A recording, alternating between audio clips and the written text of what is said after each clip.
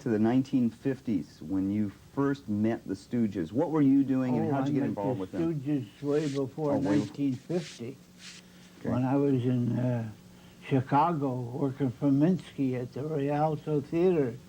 They came in and played the Oriental Theater, their headline. They used to drop down and say hello to the little actors, you know, the comedians and the straight men and the strippers thing. It was used to be a vaudeville theater, and then they got it and put in a burlesque show.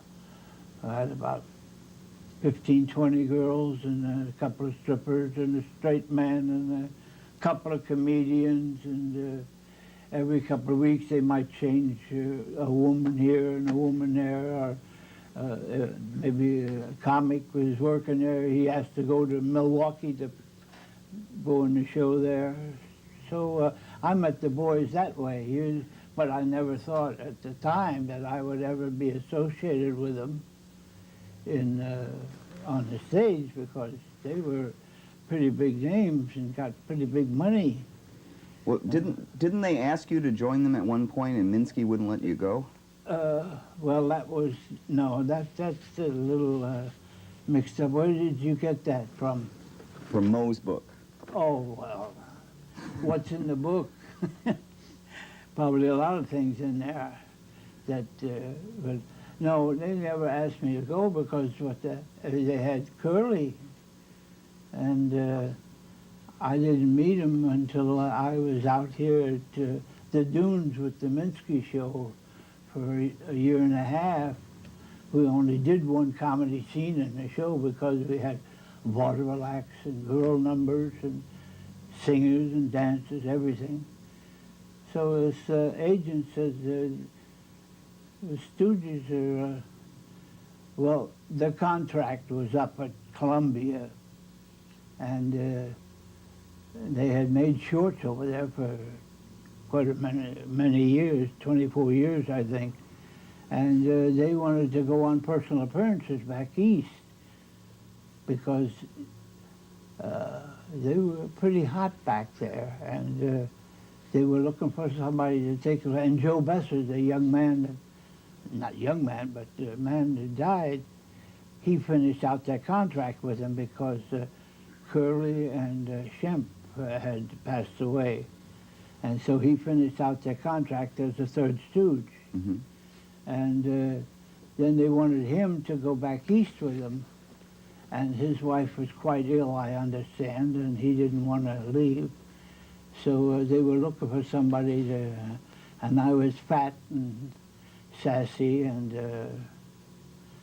so I came in here for an appointment at an agent's office, and we talked it over. And about 2 weeks later, I came back, and we rehearsed over at Columbia on one of the stages over there, just the three of us. And I told him at the time that I had been doing comedy for so long. I've been in the show business since I was 8 years old. My mother and father are in it, because I'm 78 now. Would you believe that? 78? You wouldn't believe Hard to it. believe. Well, when's your birthday? July the 12th, 1909, I was born. So you're about to be 79. Hmm? You'll be 79 in 2 months. Coming up in July. Good. And so I made a deal with him that I wouldn't try to imitate Curly, because Curly found doing things his way and the way he felt like doing them. So I says, I will have to do it my way. The same joke, only whatever I add to it that he didn't do. So I went with him, and then we went back east on a tour, and then we come back and we made 10 pictures, I think. We made one at 20th Century Fox, Snow White and the Three Stooges, and Mad, Mad World, and we made 6 over at Columbia, because it was a settlement thing that came up figuratively. So now when you joined them, about 1958? Mm-hmm. Was that about 1958 when you? 58, Okay, 1958. So in 1959, I think it was, when Columbia Pictures, Screen Gems made a little deal to put some Stooge things on television. It wasn't going to be a real big thing, but it turned into a real big thing right in the middle of what was going on. Well, they had, you mean when they released them to TV stations? Mm-hmm. That was before they were negotiating, that Columbia was with the station. The first bunch they let go was 72 of them. Mm-hmm. And all of a sudden, the kids discovered the Stooges in their living room, the little kids that couldn't go to the Saturday matinees like they used to when they had a feature picture and a comedy and a newsreel and a cartoon, and that was it. So the kids discovered, and when I joined them and we went back east, the personal appearances were tremendous because the kids had discovered the Stooges, you know. They didn't know with the slapping and stuff. So they couldn't get over calling me Joe. Hey Joe, hey Larry, hey Mo. So finally we talked one night in New York about changing my name to Curly. So when Mo said, hey Curly, come here, the kids heard the Curly and they were kind of satisfied. They weren't surprised anymore that that was Joe, you know. So I kept it for all those years up until the boys got sick and Larry went out to the home, Mm-hmm. out to the hospital, the Screen Actors Guild Hospital, and that's about it. Well, And, well, now about a year after you joined them, you Yeah. started making the movies. yeah. And these were feature films. And didn't you guys have a bit of a hassle with Columbia Pictures during that period? They wanted to do something, and you wanted to not have to be tied to them. No. No? Is that in the book? Yeah. Okay. No, there was no, they had a hassle financially because they were supposed to have a certain interest in the pictures. Oh, I understood that Columbia was trying to, that you when you went and did a movie at Fox, they wanted to put out their own movie of parts of old Three Stooge movies. Well, no, we did the deal with Fox to get even. I say we, of course I was one of the fellows, and they had a hassle over money that was coming to them for something financially connected with the producing of the comedies and this and that. And in the meantime, the Snow White and the Three Stooges came up, and we went over and done that. And when we done that, a few months later, they were ready to settle and let us make a couple of three features that they wanted us to do in the first place. But that was the only hassle that I know about. Of course, Mo was the talker of the scene. We just went along for the ride, in other words. Now, What? When you joined up with them, Yeah. were they easy to get along with, guys? Oh, Were they- yes. Did you have a lot of fun? Never had an argument with them.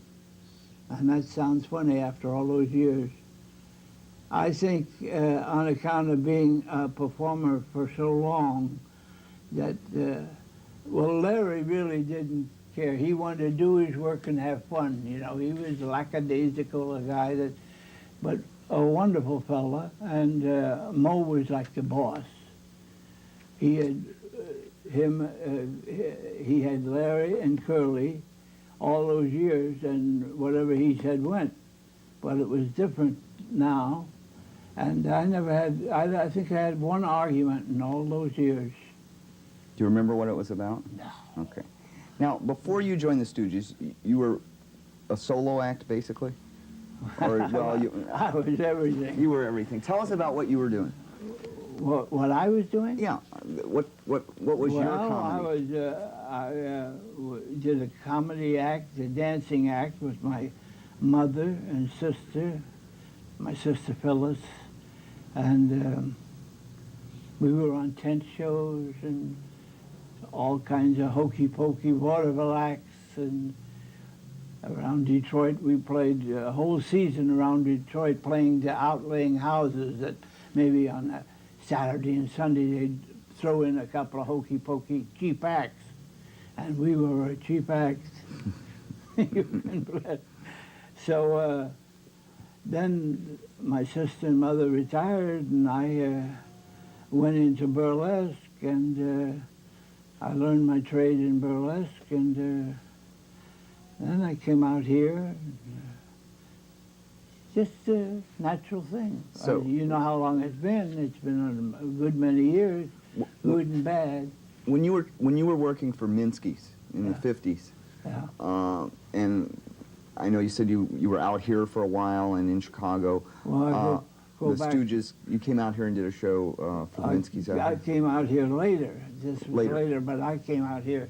I came out here to dabble in the picture business, but I couldn't dabble very much because nobody knew me, and I was no asset to anybody.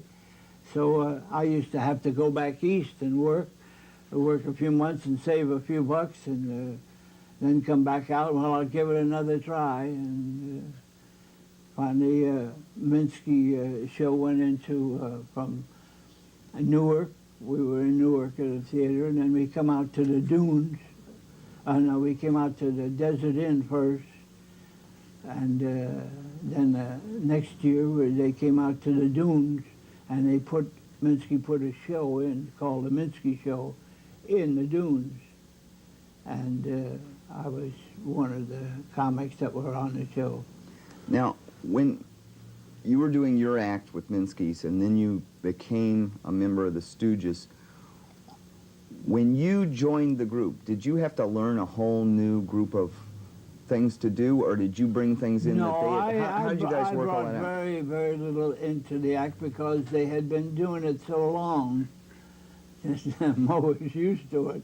So I learned theirs, but it was no deal because being in stock and here and there and changing shows here and there, and I was used to the don't do so and so here. We're going to do so and so there. Mm-hmm. So that's the way it was. But I never had any trouble with the boys, financially or otherwise. Mm-hmm. Now, when you were learning their act, what kind of rehearsal are we talking about? Like getting together a few times and then you knew go it? Or? on the stage over Columbia and talk it over and go through the action. That's all, just ourselves. Were you a fast study? Oh, there was nothing to study. They were all old jokes and pieces of business that they had been done for years, that they had been doing for years. So all I had to do is, everybody knew their moves. In fact, many years ago, Columbia Pictures was on the kick of getting comedians to make shorts.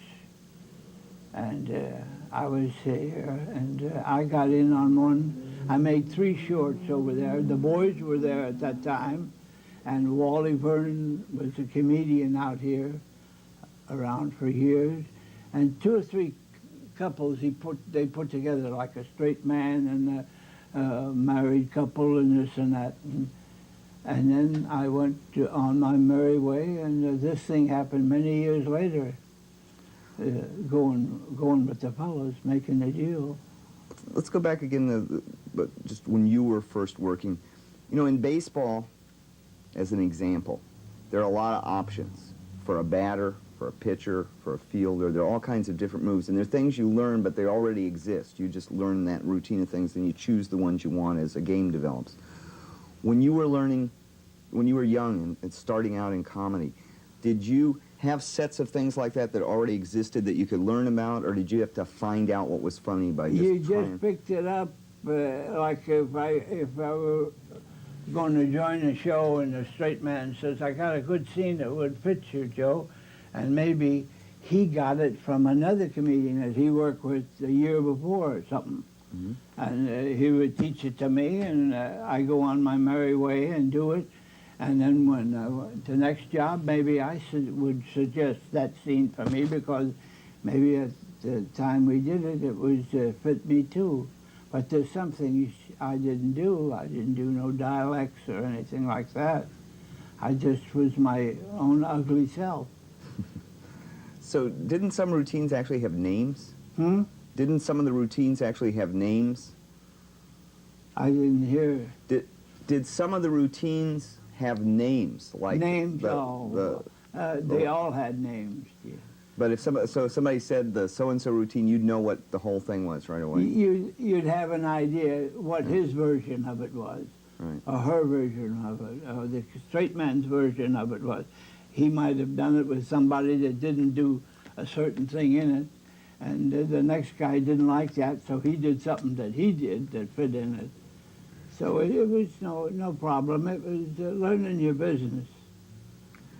Learn your business. Are comedians a hard audience? If you played to other comedians, is it harder to make them laugh? Or are they a good as audience? a rule. Oh, if it was the star, you couldn't do nothing because you'd be stooging for him or whatever it was. Like I was on the radio out here with Burns and Allen for 3 shows, and that time I said one of those times that I came out here, and I was on. Remember the guy with the bazooka? Remember George? You know, he had the band with him. You mean the band for the George Burns and Gracie Allen show? No. George Burns was. He had a story on his show, but I was on. One summer I was in a replacement. I did a walk-on bit each week with the man that was emceeing the show. Harry Von Zell. What was the name of the band that Mousy was with? Spike Jones. Oh, Spike Jones. Yeah. Was the band in the summer replacement of the Burns show. The guy that played the bazooka. Remember I him? do now. Yeah. Yeah. That's a long time ago, many years ago. So what else is new? Well, what's new? What makes you laugh now? What's funny that you see? Funny? What's funny on TV? Oh, everybody's funny except Carson. Except Carson? He's pretty bad on the reruns. So Carson announced... Sorry, Mr. Carson. Although we were on his show once in New York and once out here, and we were on Joey Bishop's show, and he had a show on ABC, and there's nothing spectacular about it. It was good for me to make the move, deciding to go with the fellas or try to make it with them. And our first audience was out here at some army camp. We done 2 shows out there, and the boys liked the way I handled myself and so forth and so on, and that was it. So was that your first appearance with them at the army camp? At the army camp, we were breaking it in after rehearsing it in an empty studio. And then you went on a long tour and found big lines of kids outside the theaters, right? On what?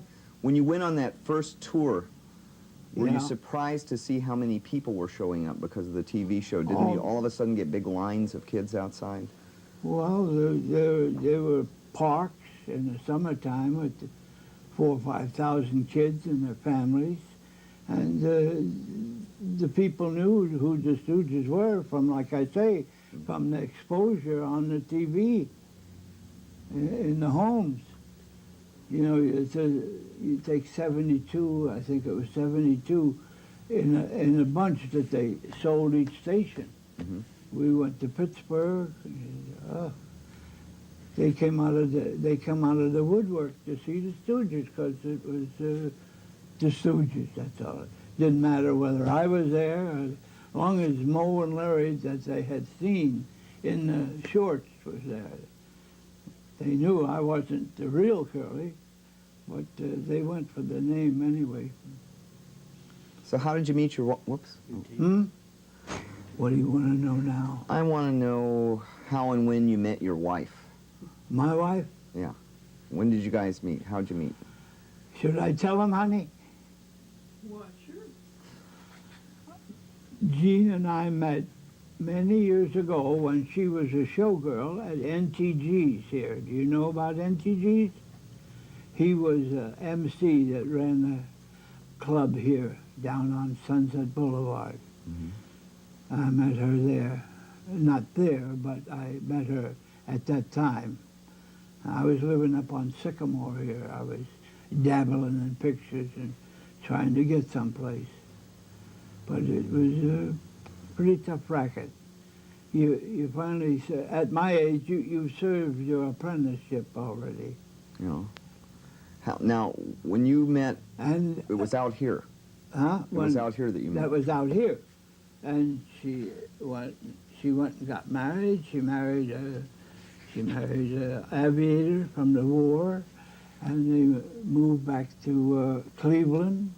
And she had her children in Cleveland and lived in Cleveland quite a while. And one time we happened to be in Cleveland on some kind of thing with the boys, and we renewed acquaintances, that's all. And it just kept going, kept going. And here it is. Here it is. How long we been married, sweetheart? 21 years. 21 years? Gosh, I let myself go. So you've been married 21 years. You've been in show business since you're 4. Mm. You started in show business when you were 4, you said, or 8? Eight years old. Oh, I started, my mother started me toe dancing when I was about 6. So it was a Doing show. the exercises, hanging on the back of a chair with the toe slippers on. She was going to make a dancer out of me, but she finally got rid of that idea. And then we went into vaudeville and did the hokey pokey act. Now, was your family just all in show? Was everybody in it? My father was a stage technician, or stage hand, as they say, and my mother was a dancer. And years ago, she used to be the girl in the moon. They had a big platform on the stage with an arm on it, with a moon here, and it used to come out, go through the curtain, and go out over the audience, and she would sing these numbers. I never saw that. I got some pictures around someplace, the girl in the moon. But we're in it all the way. Now, when you were a little boy and being in show business, did you like it? When you were I didn't real know little? nothing else. How could I not like it? I didn't know nothing else. I was only what I had learned and saw over the years until I reached a certain age. That's all I knew. Is this about show business? That about show business? What you do this, do that, do that. It was just one of those things that I had no choice. I didn't have the education to become a lawyer or a doctor or anything, because we had been on the go all my life. It was 2 weeks here and 2 weeks here and a week and a half there and 3 days in Omaha or something like that. Who's the worst comic you ever had to work with? Worst comic? Yeah. She's so many.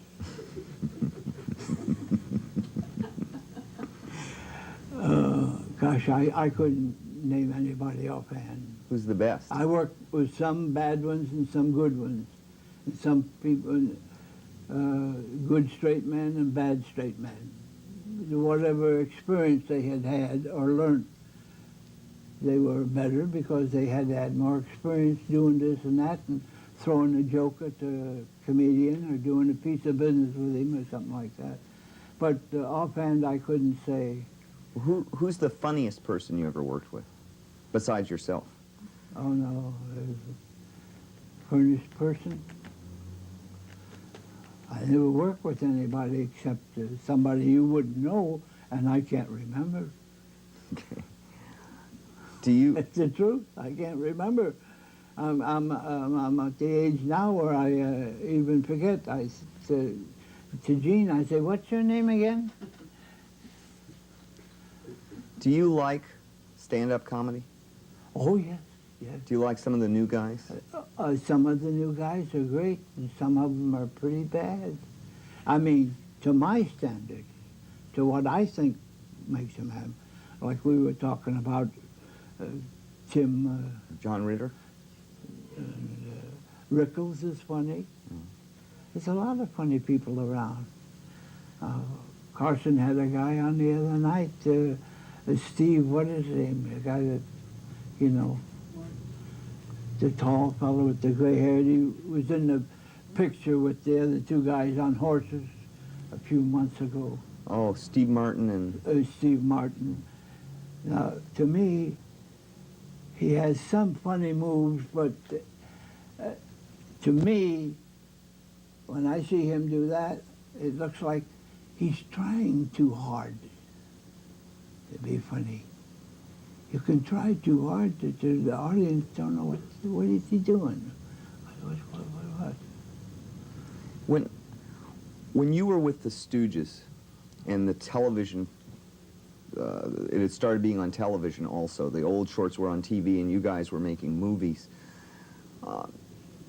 There were a lot of complaints from like civic groups about violence, you know, poking the eye and all of that. Well, did you guys have to respond to that? That was from the shorts. Right. The first bunch of shorts that were sold across this nation to the TV stations, the Parent Teachers Association in many cities were writing editorials about the poking this and that, and you hear the sound effects and everything, and the guys, oh, nobody was hurt. But a lot of the towns were running articles about the bad that the kids are learning from, because the little kid turns next to his sister and said, yeah. Well, was there pressure on you to change the act? Huh?